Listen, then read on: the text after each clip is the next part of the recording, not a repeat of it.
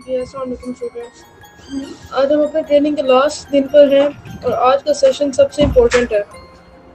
आज तक जो सीखा उससे अर्निंग स्टार्ट कैसे करनी है, क्योंकि नॉलेज का फ़ायदा तब है जब वो इनकम में कन्वर्ट हो। तो अब तक हमने सीखा कि नीड सिलेक्शन क्या होती है, content research, hooks, retention, distribution, followers growth. आज हम इन सब को कनेक्ट करेंगे। इसकी कुछ स्टेप्स हैं। सबसे पहला स्टेप हमारे पास है, वो है मोनेटाइजेशन का रियल रोड मैप। सबसे पहले आप इसको अपने पास लिखेंगे, वो है कि content belongs to audience, belongs to trust, belongs to income.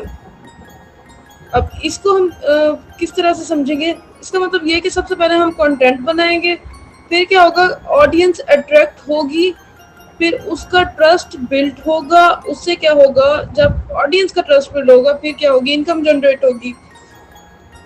एक और बात, डायरेक्ट अर्निंग नहीं होती, पहले वैल्यू देनी होती है। यानी कि पहले हम उनको वैल्यू देंगे तो फिर हमें क्या होगी, डायरेक्ट अर्निंग होगी, अदरवाइज नहीं होगी।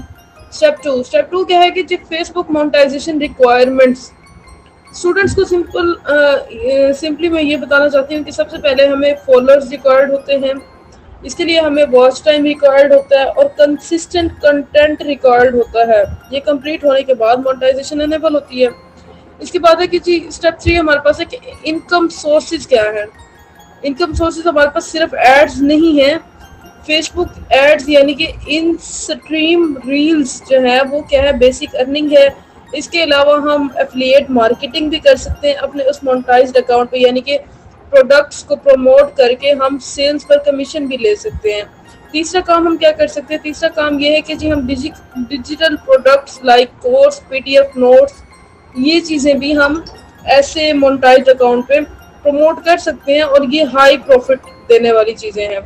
चौथी चीज़ हमारे पास क्या है जी, ब्रांड्स आपको पे करते हैं प्रमोशन के लिए। यानी कि जब आपके पास एक मोनेटाइज्ड अकाउंट होता है तो बहुत सारे जो ब्रांड्स हैं वो आपको अपनी प्रमोशन के लिए क्या करते हैं, प्रमोट करते हैं। स्टेप 4 डिस्कस करते हैं। स्टेप 4 हमारे पास क्या है कि जी एक हिडन स्ट्रेटेजी है फॉर अर्ली अर्निंग।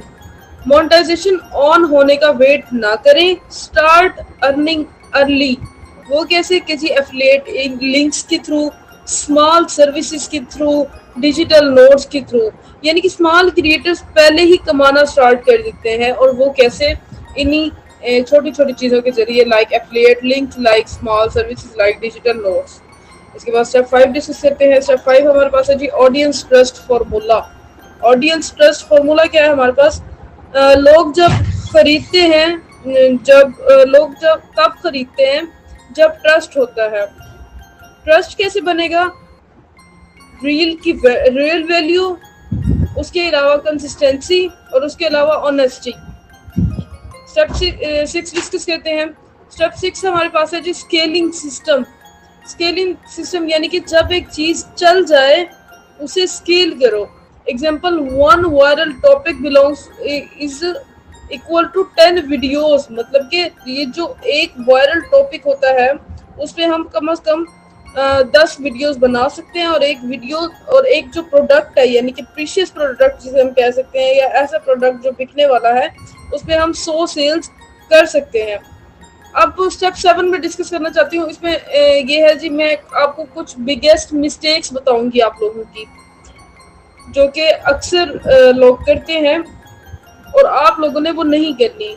वो यही है कि जल्दी गिव अप नहीं करना। आप लोगों ने सब्र रखना है, पेशेंस रखना है, ना कि उसको जल्दी गिव अप करना है। कंटेंट को कॉपी बिल्कुल नहीं करना। तीसरी चीज क्या है हमारे पास, कंसिस्टेंसी ना रखना। ये भी एक सबसे बड़ी गलती है। यानी कि आप एक दफा वीडियो डालते हैं, उस पर व्यूज नहीं आते, 2 दफा डालते हैं, उस पर व्यूज नहीं आते, तो जब अगर तीसरी वीडियो आप डालें और उस व्यूज आने के टाइम पे आप डिसर्ट होके वीडियो को डालना छोड़ देते हैं, अपलोड करना छोड़ देते हैं, तो ये मिस्टेक आपने नहीं करनी, बल्कि अपनी कंसिस्टेंसी को बरकरार रखना है। और जो लास्ट एंड फाइनल हमारे पास मिस्टेक्स है जो आप लोग अक्सर करते हैं, वो है कि जी रैंडम नीश। आपकी जो नीश है वो रैंडम नहीं होनी चाहिए।